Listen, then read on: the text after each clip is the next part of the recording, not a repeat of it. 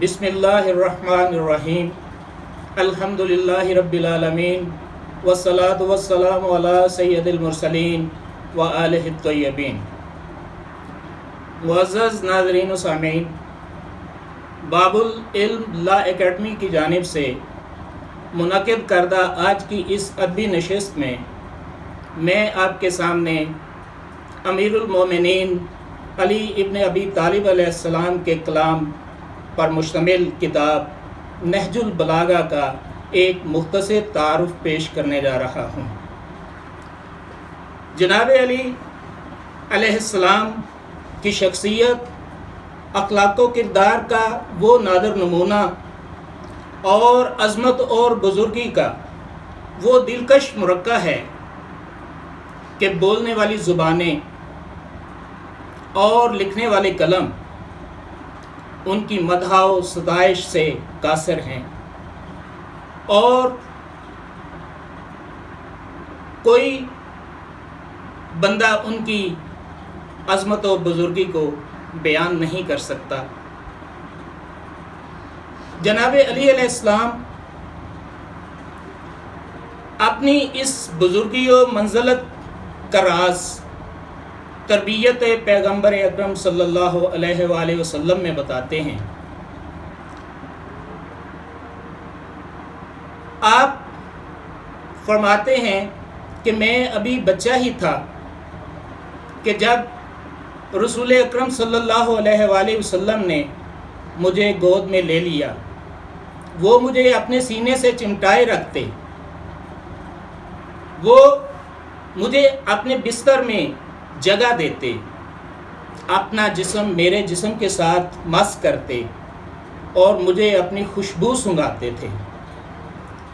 اللہ تعالیٰ نے آپ کی دودھ بڑھائی کے وقت ہی سے فرشتوں میں سے ایک عظیم المرتبت ملک روح القدس کو آپ کے ساتھ لگا دیا تھا، جو شب و روز آپ کو بزرگ خصلتوں اور نیک سیرتوں کی راہ پر لے جاتا تھا، اور میں ان کے پیچھے اس طرح چلتا تھا جیسے اونٹنی کا بچہ اپنی ماں کے پیچھے۔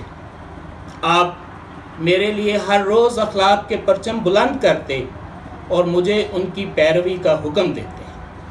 آپ کو کبھی میری کسی بات میں جھوٹ کا شائبہ تک نہیں ہوا، اور کبھی میرے کسی کام میں آپ نے کوئی لغزش نہیں دیکھی۔ آپ ہر سال غار حرا میں کچھ دیر قیام کیا کرتے تھے، اور اس وقت ان کو کوئی نہیں دیکھ رہا ہوتا تھا سوائے میرے۔ اس وقت حضرت محمد صلی اللہ علیہ وآلہ وسلم اور جناب خدیجہ سلام اللہ علیہ کے گھر کے علاوہ کہیں اسلام موجود نہ تھا، اور میں ان کا تیسرا تھا، اور میں وحی اور رسالت کا نور دیکھتا تھا، میں نبوت کی خوشبو سونگھتا تھا۔ جناب والا، اب یہ فطری بات ہے کہ جو بندہ جتنا زیادہ اس سراج منیر کے پاس رہے گا یا رہا، وہ تربیت پیغمبر اکرم صلی اللہ علیہ وآلہ وسلم کا سے فیض یاب ہونے کا وہ زیادہ مستحق تھا اور زیادہ اہل تھا۔ تو چونکہ جناب علی علیہ السلام اپنی اس فطری قرابت کی وجہ سے تربیت پیغمبر اکرم صلی اللہ علیہ وآلہ وسلم کے سب سے زیادہ اہل تھے، اور یہ ساری تربیت جو ہے پوری زندگی ان کے کردار میں ظاہر ہوتی رہی۔ وحی رسالت کے نور اور نبوت کا منبع و مرکز وہ ذات قدسی صفات تھی جو اول مخلوق اور آخر مبعوث ہے، جس نے باطل کی آگ میں حق کے پھول کھلائے، جس نے شرک کے سمندر میں توحید کا رستہ بنایا، سسکتی اور دم توڑتی انسانیت کو اپنے اعجاز عمل سے جلایا۔ آپ رسالت کی اس منزل پر فائز ہیں جس کے بعد کسی نبی اور رسول کی ضرورت باقی نہیں رہتی۔ وہ ایک شہر علم ہے جہاں اعمال صالحہ کی دنیا آباد ہے۔ تقویٰ کے پھول ہر طرف جگہ جگہ تقویٰ کے پھول کھلے ہوئے ہیں، محبت کی خوشبو روش روش مہک رہی ہے، توحید کا تمدن جلوہ فرما ہے اور عدل و انصاف کی حکمرانی ہے۔ ناظرین، اسی شہر علم کا حسین ترین دروازہ جناب علی ابن ابی طالب علیہ السلام ہے۔ نبی اکرم صلی اللہ علیہ وآلہ وسلم نے فرمایا، میں علم کا شہر ہوں اور علی اس کا دروازہ ہے، جس نے علم و حکمت سیکھنی ہو وہ دروازے کے رستے ہے۔ تو یوں ایک طرف حضرت علی ابن ابی طالب علیہ السلام کی ذات پیغمبر کے اخلاق کا آئینہ ہے، تو دوسری طرف امت اور پیغمبر کے درمیان، پیغمبر اور امت کے درمیان علم کا رابطہ ہے۔ آپ صلی اللہ علیہ وآلہ وسلم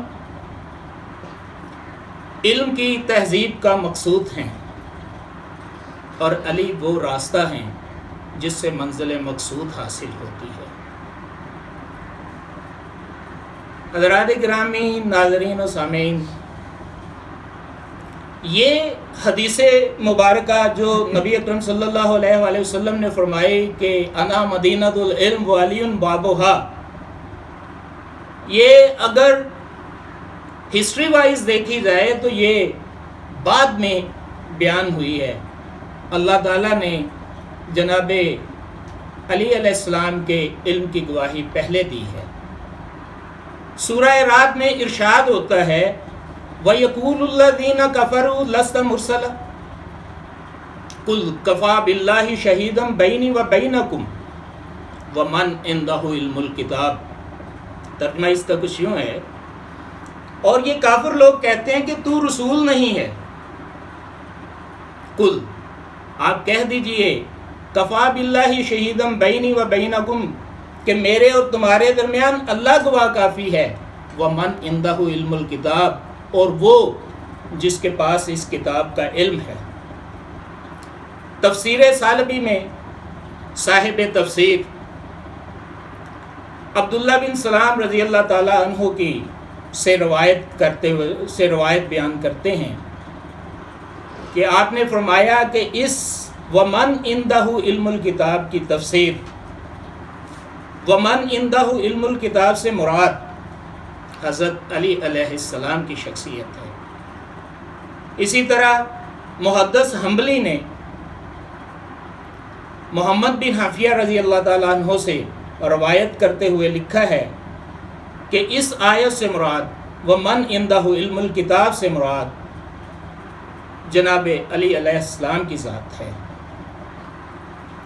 تو قرآن بھی ان کے علم پر گواہ، رسول اکرم صلی اللہ علیہ وسلم کی اس حدیث کے علاوہ کئی حدیثیں دیگر موجود ہیں جو جناب علی علیہ السلام کی علمیت پر دلالت کرتی ہیں۔ حضرت عبداللہ ابن عباس سے روایت ہے کہ آپ فرماتے ہیں کہ ایک رات عشاء کی نماز کے بعد علی میرا بازو پکڑ کے جنت البقیع میں مجھے لے گئے اور وہاں جا کے مجھ سے سوال کیا کہ عبداللہ، کیا تم جانتے ہو الحمد کا کیا مطلب ہے؟ تو میں نے کہا، امیر المومنین آپ بہتر سمجھتے ہیں۔ تو اس کے بعد علی علیہ السلام نے الحمد کی تفسیر بیان کرنا شروع کی۔ جناب عبداللہ ابن عباس کہتے ہیں کہ عشاء کے بعد صبح کی سفیدی نمودار ہو گئی، لیکن ابھی الحمد کی تفسیر ختم نہیں۔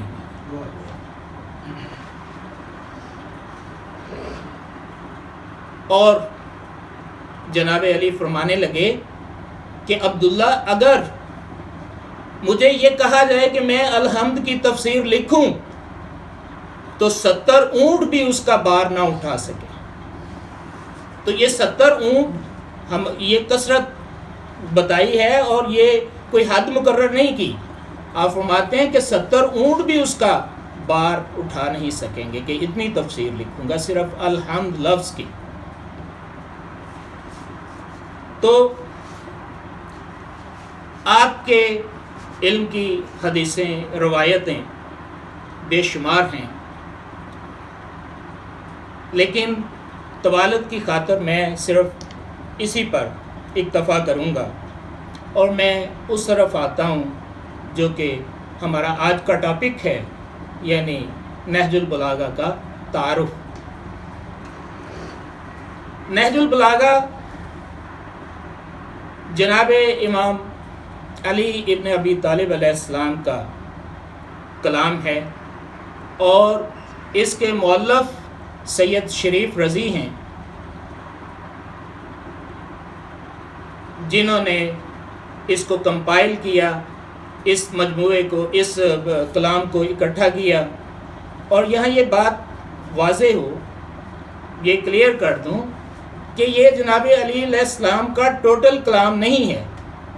اس کے علاوہ جو کلام نہج البلاغہ میں ہے، اس کے علاوہ بے شمار کلام ہے جو کہ دیگر کتب میں موجود ہے. بعض اوقات یہ غلط فہمی پیدا ہو جاتی ہے کہ شاید یہ ٹوٹل کلام ہے جو سید شریف رضی نے اس میں اکٹھا کر دیا ہے.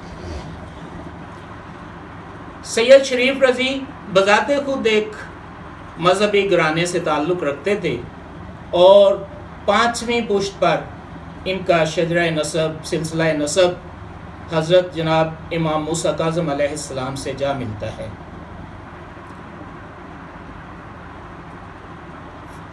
یہ نہج البلاغہ فصاحت و بلاغت کا شاہکار ہے اور 3 حصوں پر سید شریف رضی نے اس کو 3 حصوں میں تقسیم کیا ہے. جو پہلا حصہ ہے اس میں 239 کے قریب خطبات ہیں، بعض بکس میں 238 ہیں، بعض میں 239 ہیں. پھر 79 مکتوبات ہیں، خطوط ہیں، اور 480 مختصر کلمات جنہیں کلمات قصار بھی کہا جاتا ہے وہ ہیں. مضامین کے اعتبار سے شہید مطہری نے یہ بیان کیا ہے کہ اس میں جو امبریلا ٹائپ جو ٹرمز میں بیان کروں گا مضامین کی، الہیات و مابعد الطبیعات، سلوک و عبادت، حکومت و عدالت، اہل بیت و خلافت، موعظہ و حکمت، دنیا و دنیا پرستی، شجاعت، خون ریز جنگ، دعا و مناجات، اپنے ہم عصروں کا شکوہ اور تنقید، اجتماعی اصول، اسلام اور قرآن، اخلاق و تہذیب نفس اور شخصیات. تاہم مصنف نے یہ دعویٰ نہیں کیا، مؤلف شہید مطہری نے یہ دعویٰ نہیں کیا کہ نہج البلاغہ میں صرف انہی موضوعات، کہ نہج البلاغہ جو ہے صرف انہی موضوعات تک محدود ہے، بلکہ وہ کہتے ہیں کہ یہ ایک فہرست ہے جو میرے محدود علم اور محدود مطالعہ کے مطابق ہے.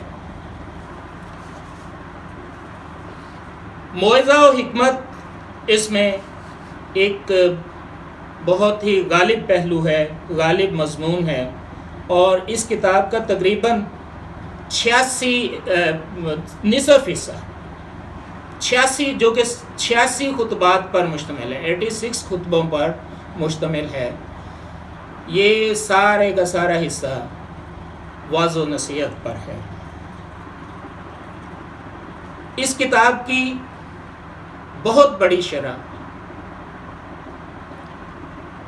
ایک بہت عظیم سنی اسکالر ابن ابی الحدید نے لکھی، جو کہ شرح نہج البلاغہ کے نام سے مشہور ہے۔ 21 جلدوں پر مشتمل یہ شرح ہے۔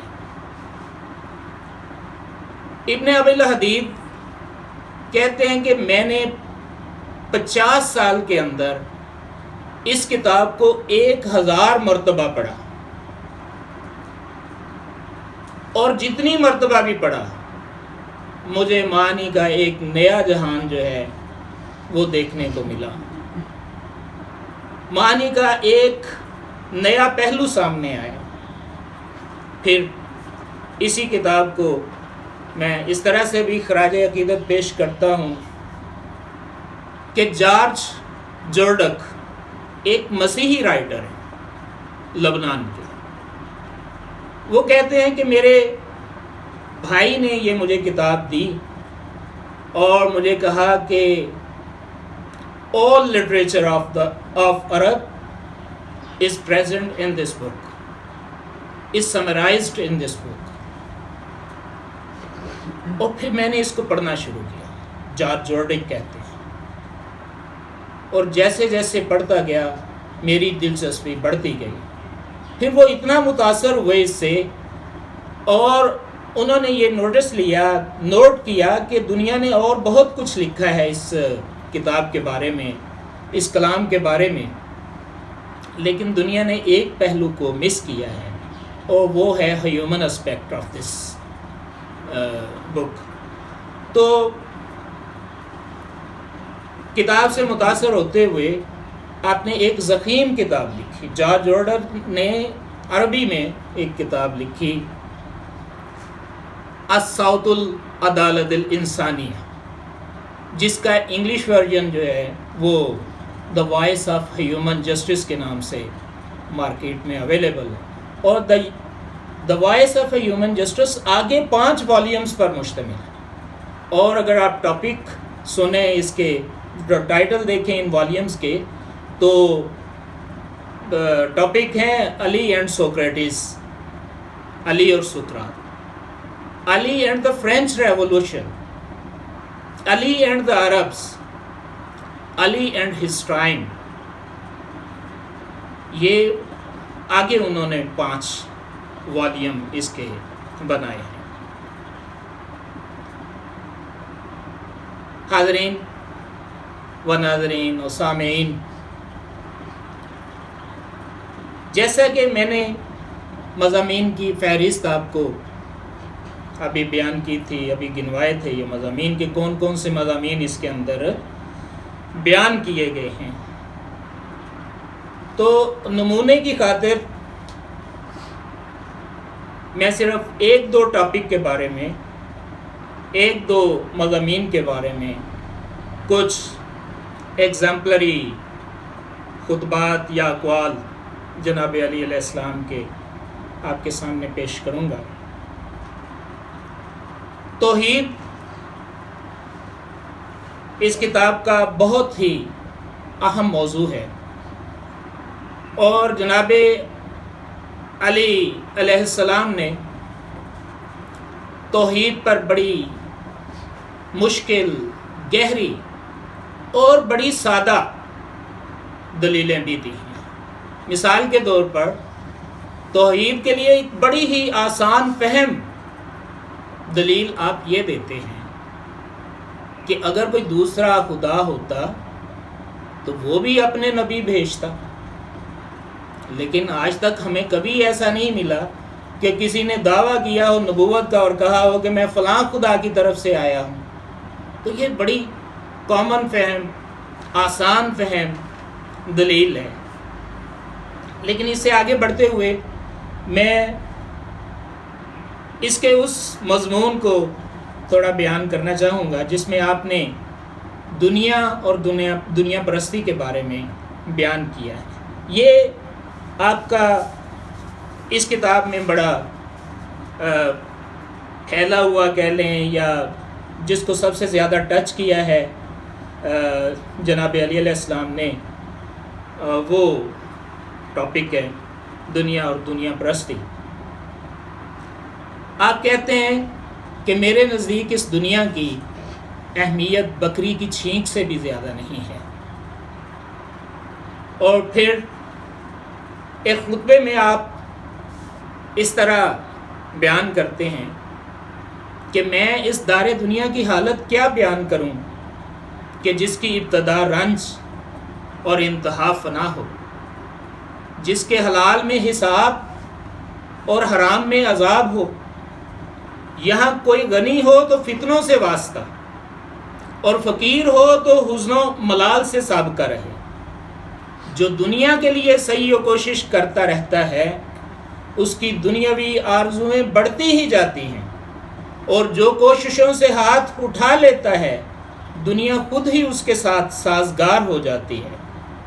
جو شخص دنیا کو عبرتوں کا آئینہ سمجھ کر دیکھتا ہے تو وہ اس کی آنکھوں کو روشن اور بینا کر دیتی ہے، اور جو صرف دنیا پر ہی نظر رکھتا ہے تو وہ اسے کور و نابینا کر دیتی ہے۔ ایک جگہ دنیا کی اس پستی، دنیا کی اس ضلالت کے بارے میں آپ یوں بیان کرتے ہیں کہ خدا کی قسم تمہاری دنیا میری نظر میں سور کی انتڑیوں سے بھی زیادہ ذلیل ہے جو کسی کوڑی کے ہاتھ میں۔ پھر آگے چل کے ایک اور خطبہ ہوتا ہے، ایک اور خطبہ ہے جس میں آپ نے دنیا کی پستی، دنیا کی بے ثباتی کے بارے میں ذکر کیا ہے۔ آپ ایک جنگ سے واپس پلٹے ہیں اور کوفہ سے باہر قبرستان کو دیکھ کر اپنی سواریوں سے اتر گئے، اور آپ کے صحابی بھی ساتھ ہی اپنی اپنی سواریوں سے اتر کے آپ کے ساتھ شامل ہو گئے۔ آپ قبرستان میں داخل ہوئے اور وہاں کھڑے ہو کے مردوں سے یوں مخاطب ہوئے، اہل قبرستان سے یوں مخاطب ہوئے، اے وحشت افزا گھروں، اجڑے مکانوں اور اندھیری قبروں کے رہنے والوں، اے خاک نشینوں، اے عالم غربت کے ساکنوں، اے تنہائی اور وحشت میں بسر کرنے والوں، تم تیز رو ہو جو آگے بڑھ گئے، اور ہم تمہارے نقش قدم پر چل کر تم سے ملا ہی چاہتے ہیں۔ آج صورت یہ ہے کہ گھروں میں دوسرے بس گئے ہیں، بیویوں نے اوروں سے نکاح کر لیے ہیں، اور تمہارا مال و اسباب تقسیم ہو چکا ہے۔ یہ تو ہمارے یہاں کی خبر ہے، اب تم کہو کہ تمہارے یہاں کی کیا خبر ہے۔ بڑا ڈرامائی انداز ہے اس جگہ پر جناب امیر المومنین علیہ السلام کا۔ اور پھر جب ان سے کہتے ہیں کہ اب تم کہو کہ تمہارے یہاں کی کیا خبر ہے، اور کچھ دیر کے لیے خاموشی چھا جاتی ہے، اور پھر اپنا رخ اپنے اصحاب کی طرف کر کے کہتے ہیں کہ اگر ان کو بولنے کی اجازت دے دی جائے تو یہ سب کہیں گے کہ بہترین زاد راہ تقویٰ ہے۔ تو ایک ڈائریکشن دی کہ اس ذلیل حقیر دنیا میں جب آپ نے رہنا ہے تو کس طرح رہنا ہے، یعنی تقویٰ اختیار کرنا ہے، زہد کی زندگی گزارنی ہے۔ اور یہ زہد ہے کیا، آگے جا کے مزید اس کی وضاحت فرماتے ہیں۔ آپ فرماتے ہیں، اور میرے نزدیک کم از کم میں یہ اپنے طور پہ سمجھتا ہوں کہ یہ زندگی گزارنے کا ایک انہوں نے ہمیں رستہ بتا دیا ہے کہ اس رستے پہ چل کے تم اگر زندگی گزار جاؤ تو فلاح اور کامیابی تمہارا مقدر ہوگی۔ آپ فرماتے ہیں، اے لوگو، امیدوں کو کم کرنا، نعمتوں پر شکر ادا کرنا اور حرام چیزوں سے دامن بچانا، یہی زہد و ورع ہے۔ اگر امیدوں کا دامن سمیٹنا تمہارے لیے مشکل ہو جائے، کیونکہ عظیم عالم ہے، عظیم عالم ہے، تو آپ جانتے ہیں نفسیات کو کہ یہ انسان جو ہے اپنی امیدوں کو سمیٹ نہیں سکتا، تو پھر اس سے آگے بڑھتے ہوئے کہتے ہیں کہ اگر امیدوں کا دامن سمیٹنا مشکل ہو جائے تو پھر اتنا تو ہو کہ حرام تمہارے صبر و شکیب پر غالب نہ آ جائے اور نعمتوں کے وقت شکر کو بھول نہ جاؤ۔ حضرات گرامی، یہ چند مثالیں تھیں آپ کے خطبات سے۔ اب آج کی صورتحال کا جائزہ لیا جائے تو دیکھ کر بہت افسوس ہوتا ہے۔ عظیم ہستی کا یہ عظیم کلام کتنا مظلوم ہے۔ لوگ پلیٹو کو پڑھتے ہیں، افلاطون کو پڑھتے ہیں، ارسطو کو پڑھتے ہیں، شیکسپیئر کو پڑھتے ہیں، نیتشے، گویٹے، بڑے بڑے آتھرز کو پڑھتے ہیں، لیکن لوگ جناب علی ابن ابی طالب کو پڑھنے کے لیے تیار نہیں ہیں۔ اور اس کی دو تین بڑی وجوہات ہیں، لیکن ان میں سب سے بڑی وجہ جو ہے وہ مسلکی اختلاف ہے۔ اس مسلکی اختلاف کی وجہ سے ایک امت کا ایک بہت بڑا طبقہ اس کتاب کو دیکھنا بھی نہیں چاہتا، اور یوں اس علم کے اس سمندر سے فیض یاب ہونے سے محروم ہے۔ کسی شاعر نے اس چیز کی بڑے زبردست الفاظ میں عکاسی کی ہے، نقشہ کھینچا ہے، اور وہ کہتا ہے کہ آتی کہاں سے چشم تغافل میں روشنی، آنکھوں پہ اختلاف کے پردے پڑے رہے۔ آتی کہاں سے چشم تغافل میں روشنی، آنکھوں پہ اختلاف کے پردے پڑے رہے۔ دروازہ تو شہر علم کا ہمیشہ رہا کھلا، کچھ لوگ جان بوجھ کر باہر کھڑے رہے۔ حضرات گرامی، اللہ تعالیٰ سے دعا ہے کہ وہ ہمیں، آپ کو، ہم سب کو علم کے اس سمندر سے فیض یاب ہونے کی توفیق عطا فرمائے۔ اللہ تعالیٰ آپ کا حامی و ناصر ہو۔ السلام علیکم۔